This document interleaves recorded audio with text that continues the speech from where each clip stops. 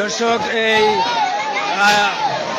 আসামি জাকিরের ভাই জয়নালে একটি ফেসবুকে একটি পোস্ট করেছে। তার 80 লক্ষ টাকা লুটপাটের একটি পোস্ট করেছে। সেটা তারা দেখে উত্তপ্ত জনতা, বৃহত্তর সোনাতলাবাসী তারা কিন্তু ক্ষুব্ধ হয়ে জাকিরের ঘর বাড়ি ভাঙচুর আবারও শুরু করেছেন।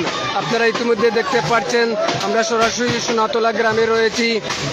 আলোচিত শিশু হত্যাকারী জাকিরের বাড়িতে আমরা ইতিমধ্যেই সরাসরি যুক্ত রয়েছি। আপনারা ইতিমধ্যে দেখতে পাচ্ছেন উত্তপ্ত জনতা তারা কিন্তু ক্ষুব্ধ হয়ে এই দর্শনকারী এবং শিশু হত্যাকারী জাকিরের ঘর বাড়িতে হামলা চালিয়েছে। আপনারা ইতিমধ্যেই দেখতে পাচ্ছেন